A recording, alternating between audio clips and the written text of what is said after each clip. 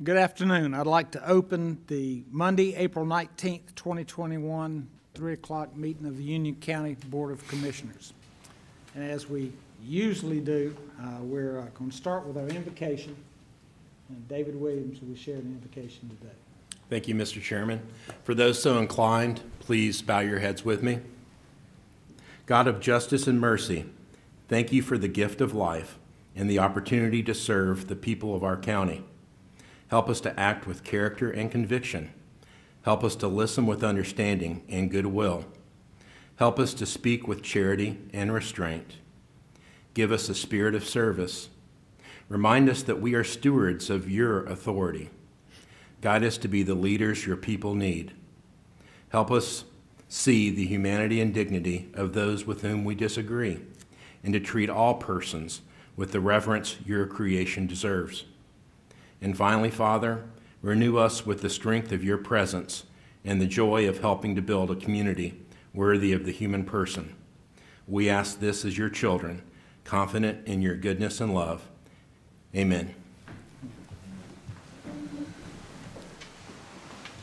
I pledge allegiance to the flag of the United States of America and to the republic for which it stands, one nation under God, indivisible, with liberty and justice for all.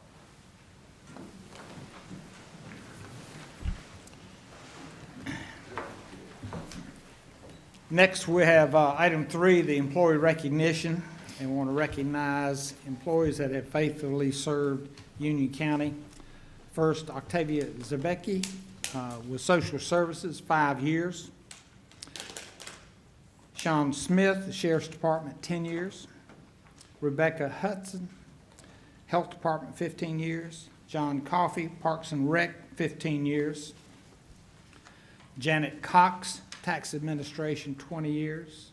Gustav Nichols, Tax Administration, 20 years. Cindy Orr, Tax Administration, 20 years. In April, we had retirements.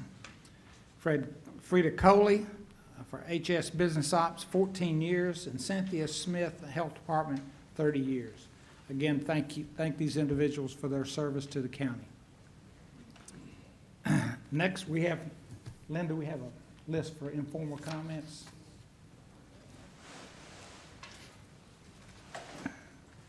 While we're waiting on that, we had an opportunity to celebrate Lynn's 29th birthday while we were back in the back. So we wish her the best wishes on her birthday. I think it's next Monday, actually, but we won't see her again. No one? Okay, we have no one that signed up, so we'll move on. Next, we have additions, deletions, and adoption of the agenda. No changes. I'll move that we adopt the agenda as presented.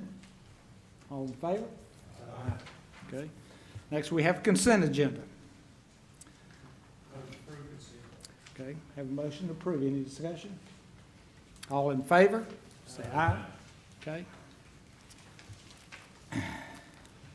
Next, we have old business. Lee, you about ready? Yes, sir. And I did put a consistency statement for this item at each commissioner's desk. Thank you, Mr. Chairman. This was a fairly substantial text amendment. It's the result of a consolidation of the planning and zoning statutes by the General Assembly last year. Has an effective date. All municipalities and counties are required to adopt these amendments by July 1st, 2021. Last meeting, you conducted the public hearing. You heard from me, and I don't believe anybody else spoke. There were some questions, and a couple of you have met with me just regarding some more in-depth questions on those text amendments, and I'll be happy to answer any questions that you have. Do we have any questions? Okay. Do we have a motion to approve as presented in our public hearing along with the consistency statement? Okay. Any further discussion? All in favor? Aye. Next is item 17, UCPS funds for design work. At our March 18, 2021 joint meeting, the Union County Board of Education and Board of Commissioners took action directing staff to bring back to the board funding options that would allow for $4,900,000 to be utilized for the purpose of design work for the proposed Forest Hills and East Elementary. Staff is recommending that the action be authorized $4,900,000 for design work for Forest Hills High School and East Elementary, utilizing future proceeds from 2/3 general obligation bonds. We have a motion. Would you like to? Yeah, you covered it perfectly. I'm happy to answer any questions, but I think it's pretty simple. Well, it looked pretty straightforward. I'm sorry. Yes, no, that's fine, perfectly fine. Then I'll make a motion to adopt CPO 278 and authorize a temporary interfund loan from the general fund for $4,900,000 until bonds are issued. Any discussion? All in favor? Aye. Next, we have new business. Jim? This is a Cane Creek Park discussion.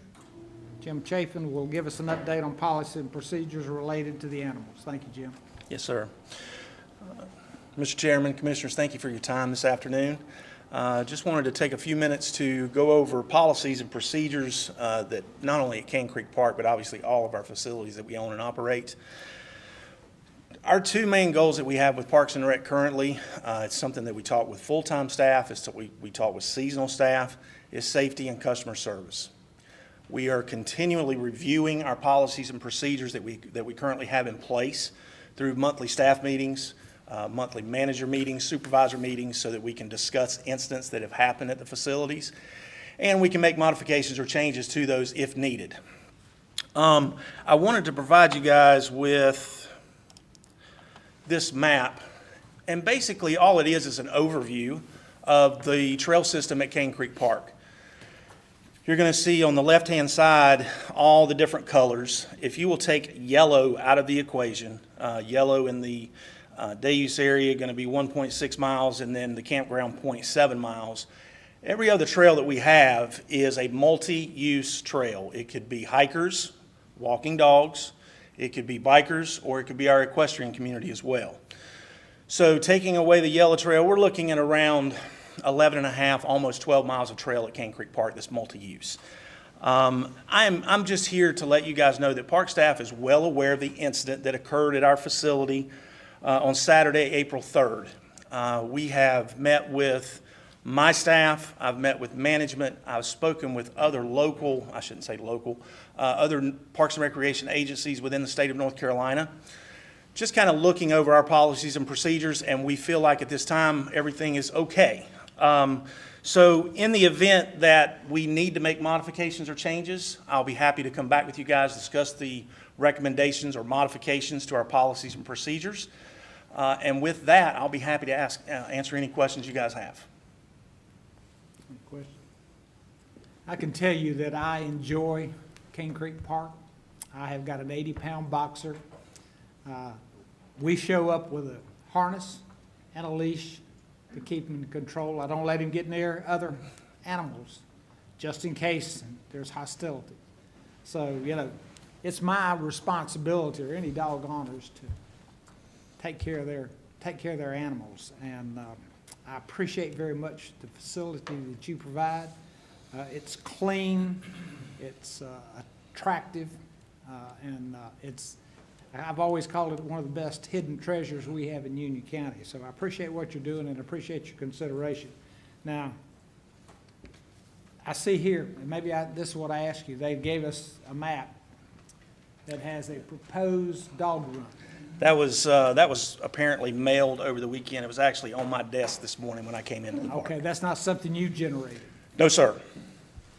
Well, and I saw that, and I tell you, Wesley Chapel has a nice They do. facility. Yes. And they have one that if you want to let the dog off the leash, it works. But The only Real- two true dog parks that we have in Union County is the one at Wesley Chapel at Dogwood Park that you're referring to, and then also the town of Indian Trail has one at Crooked Creek Park. Yes, they do. As well. Those are the only, again, true, by definition, dog parks. That's for free-range dogs. That's correct, yes. There's a lot of stuff that people have to provide in order to allow said dog to be off the leash and running loose in those enclosed areas. Oh, okay. All right. Well, thank you for what you're doing. Yes, sir. Thank you very much. Appreciate it. Any questions before we leave? Thank you. Next, we have legislative update. And Michelle, if you'll bring us up to date on these wonderful bills. Thank you, I will, and Lee Jensen will be joining me also to provide some more specific details. Chairman Helms and Commissioners, I want to provide some opening comments and context around House Bill 401 and Senate Bill 349. Those are companion bills that are titled Increased Housing Opportunities. And as I mentioned, Lee Jensen will provide more specific details regarding the bills as they've been drafted. As I think most of you know, these bills were introduced on March 25th at the General Assembly, and since that time, there's been little action in terms of General Assembly action, but there has been a fair amount of interest statewide on the implications of these bills. What we would expect to see when there are bills that have been introduced that have statewide implications, particularly for local government, we would expect to see the State Association, the County Commissioners Association, and the League of Municipalities to take a lead role in addressing those bills that have statewide implication. And these bills have garnered that attention from the State Association and the League of Municipalities. The League of Municipalities has particularly taken a fairly strong stance regarding these bills as drafted, and I'm going to read to you their talking points document that has been distributed, or a paragraph from that document. This is a quote from their literature. Senate Bill 349, House Bill 401, increased housing opportunities represents a radical one-size-fits-all approach to zoning and land use in the guise of increasing affordable housing. It would usurp local control, undermine the rights of existing property owners, and damage existing home values. The legislation would do so by eliminating single-family zoning statewide and wipe out their aspects of local zoning, further eroding the rights of local property owners and the decisions of their locally elected officials to determine how development should occur in their communities and neighborhoods. These bills, I would note, have bipartisan sponsorship and support, and we actually have 2 Union County delegation members who have sponsored these bills, Representative Brody in the House and Senator Newton in the Senate. I would suggest that any of you who have strong feelings about these bills reach out to them personally to express your concerns, and I'm happy to help coordinate those conversations if you don't have their direct contact information. Our lobbyist, Daniel Baum, has been talking to the delegation members and is also engaged with the County Commissioners Association and the League regarding any issue that we believe is of specific importance to Union County. The County Commissioners Association has asked for comments by way of their advocacy and lobbyist staff that we should forward to them. This was in their last Friday's newsletter, if you received that. I will send comments today following our meeting after we hear comments from the board so that they will have those. In terms of context regarding likelihood of future action or passing of these bills during this session, as I mentioned, at this point, the bills really haven't gone anywhere. They've been referred to committees in both chambers. On the House side, there are 3 referrals. First, to the Committee on State Government, which is chaired by Representative Torbett from Gaston County. This committee has a schedule for this week, but does not include House Bill 401 on that schedule at this time. If favorable in that committee, it would move to the House Committee on Local Government, Land Use, Planning, and Development, which is chaired by Representative Brody. If favorable in Local Government and Land Use, it would move to House Rules.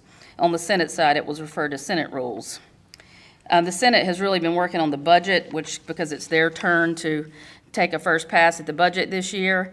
And again, we're following this in terms of its committee action, and we'll pass along any changes as we see those. And right now, I'll be happy to have Lee come up and talk more specifics.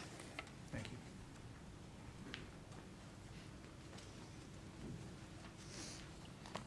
Thanks, Michelle. I want to give you just some really quick specifics on House Bill 401 and its companion, Senate Bill 349. Kind of taken this, broken it down into a few sections that kind of made sense to me. The first one really deals with affordable housing, or what they call in the bill, I think, middle housing. The primary goal there is to allow duplexes, triplexes, quadplexes, and townhomes in all residential zoning districts. So you couldn't regulate, you couldn't have single-family zoning anymore with one house per lot. You would have to allow all those types of uses in residential zoning districts. And that would apply to areas that are served by water and or sewer, so either or both. The second section really applies to what's referred to as accessory dwelling units, which is when you may have a smaller house in the backyard.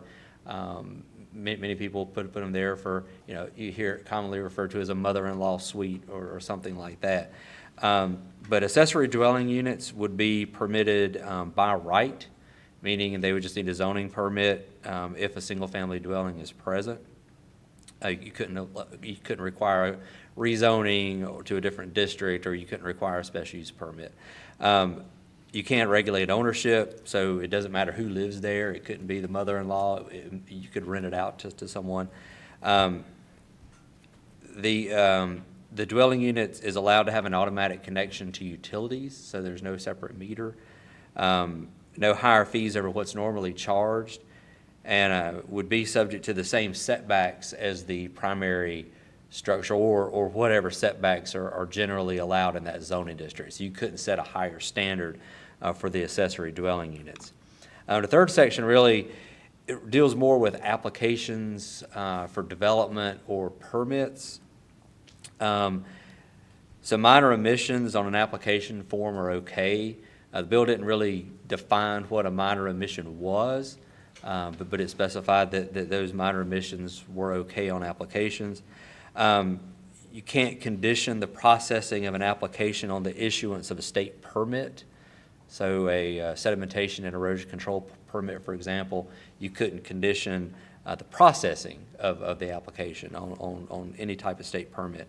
And then if NCDOT approved a TIA, a transportation impact analysis, that would be considered conclusive evidence in a rezoning or a quasi-judicial hearing that traffic would not pose a significant danger to the public. The fourth area I just titled zoning. Down zonings, which is really when you're zoning a property from a more intensive use to a less intense use. So for example, if you were rezoning a piece of property for commercial to residential, those are not allowed if water and sewer is available unless the board can find that there's a public health, safety, or welfare issue related to that rezoning.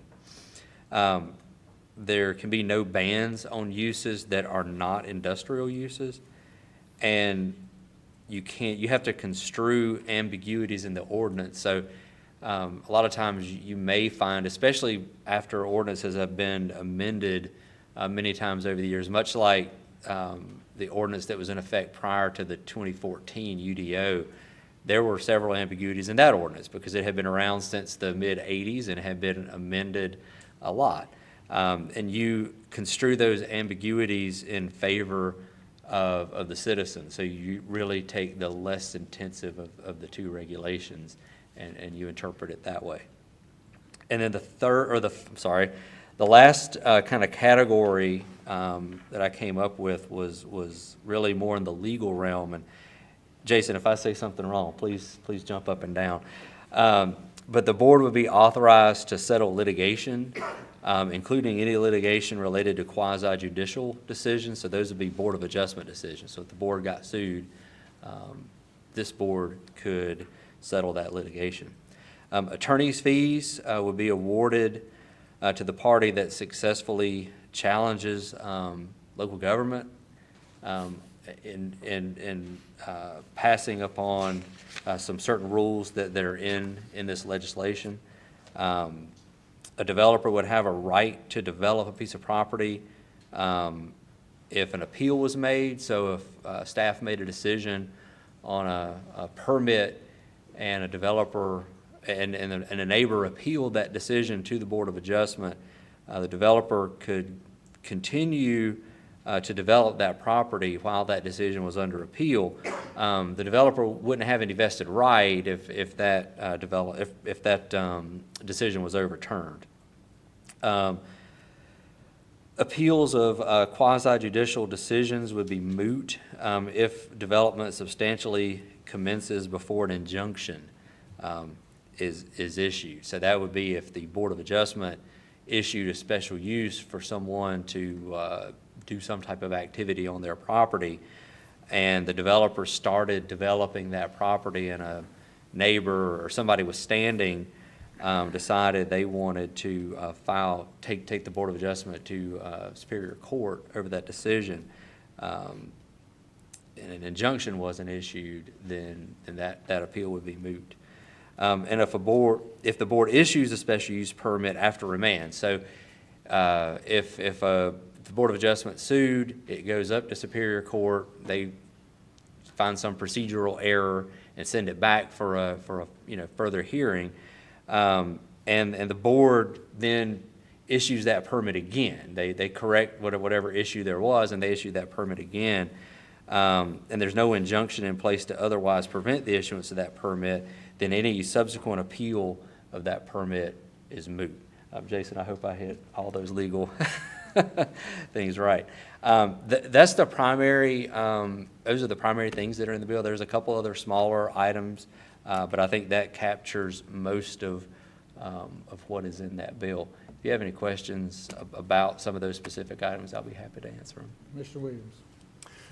Yes, Mr. Jensen, would you describe these changes as marginal or sweeping in their substance?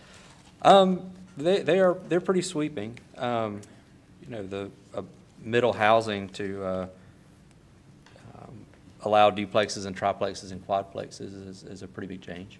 So if somebody owns a house in a single-family home, and there's a an undeveloped parcel adjacent to that subdivision, under this statute, quadplexes or triplexes could be built on that parcel? If it had a residential zoning Yeah. category applied to it, it could.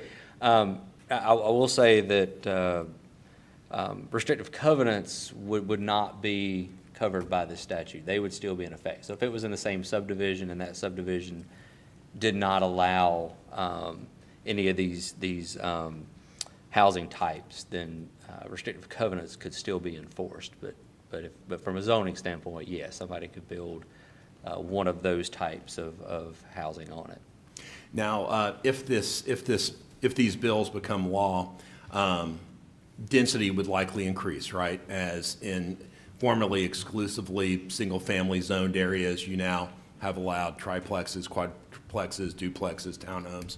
The result of that would likely be more density, right? Potentially, it could be, Okay. yes, sir. So with more density, there would be more demands on schools, more road congestion, more demand on water and sewer systems.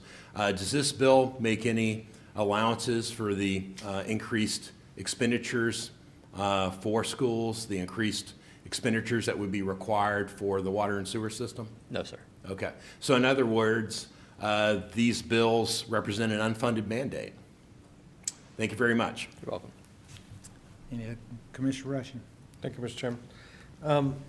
Lee, this would be under, okay, like if I have 100 acres and I can build 100 R40 homes, could I just build 100 triplex, quadplex, just 100 units, or is it I can build all over the 100 acres? I think that's one of the items in the bill that still needs to be worked through. I know we've had some discussion at staff level, and I don't think it's 100% clear. Okay. Sewer capacity. Grassy Creek, Grassy Branch sewer plant, overcapacity. We're working on solutions right now. We're talking about increasing it to, I think, 70,000 gallons. So if somebody comes in from a neighborhood there that was already on there, and they started building mother-in-law apartments behind the homes, that extra sewage that's going to go in there do we have any control over allowing or not allowing that? Because they can hook onto the existing sewer system. Right. They can hook onto the sewer that's coming out of the home. So there's no separate tap, there's no separate capacity, there's no separate fee there, I assume, right? Right, from a planning and zoning standpoint, it would just be a permit. As far as the permits for sewer, I'll defer to Brian. I think you're correct. Yes, you're correct. Yeah. So there would just be, there's no, so how can we manage our system? So as long as there's sewer available, regardless of what we're trying to do to manage our system, any of that can be done. Yes, sir. The only thing we could manage is taps. So obviously, if we have a provision where we're not allowing new connections, let's just say there's an area with limited capacity and we're not allowing new connections, we can certainly manage it that way. But if it's not a tap, then we can't manage it that way. But we will be able to manage septic tanks. So if you had a septic tank and the septic tank was approved for a 4-bedroom home, That's correct. there wouldn't be an additional allowance for anything. Now, because you said water and or sewer, Yes. I think. Yes. And so if, just because water's available, you still have to have a septic tank capable of handling the number of bedrooms. That's correct. So if I have a septic tank that'll handle a 4-bedroom home, but I only have 3 bedrooms, then I could put in the apartment with another bedroom with Yes. it. Yes, you're correct. Okay.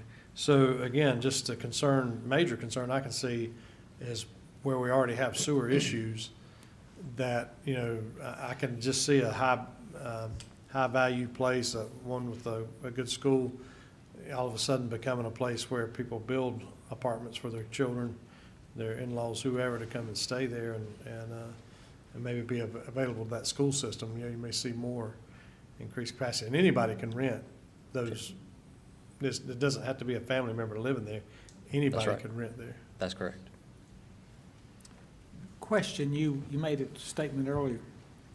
If this mother-in-law facility was to be built, you said that covenants of the HOA take precedence? So this bill would not impact restrictive covenants. This is all about zoning. So any of these things, accessory dwelling units, the middle housing component, restrictive covenants could still be enforced by a private entity. The county does not enforce those restrictive covenants, but the neighborhood or, you know, individual neighbors, if they wanted to, can enforce those covenants. So this would not impact that. Well, unfortunately, we could do away with most of your apartment if we turned over the zoning to developers. That's probably true. Anything else?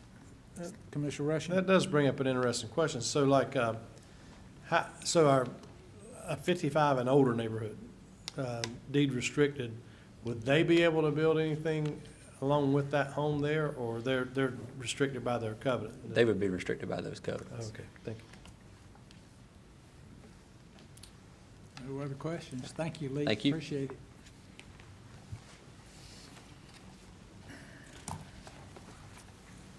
I think the statement made to contact your representatives is critical. I know I've spoken to a couple of our representatives and past representatives, so, but we need to communicate our thoughts on that, so. All right, if there's nothing else, next we have county manager's comments. I have no comments this evening, thank you. Okay, Commissioner Simpson? No comments. Commissioner Rushing? No comment. Commissioner Rigg? Ms. Reed? And with that, we'll adjourn the meeting. Motion to adjourn. I have no comments. Yep. Oh, I'm sorry, you're right. We will have a closed session after this, then after the closed session, we'll reconvene our special work session. Okay? No. This young lady is real good at keeping us honest.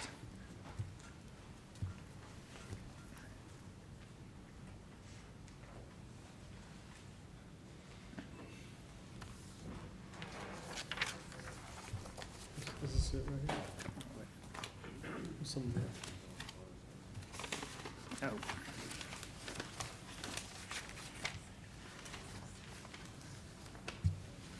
Lynn, I do have it.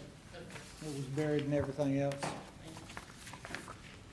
So I make a motion that the board go into closed session for the following purposes in accordance with GS 143-318-11A3 to consult with an attorney in order to preserve the attorney-client privilege and to consider and give instructions concerning the handling of the following judicial action, Union County versus the Town of Marshville, in accordance with GS 143-318-11A1 to prevent the disclosure of information that is privileged or confidential pursuant to GS 143-1810E. All in favor? Thank you, Mr. Manager.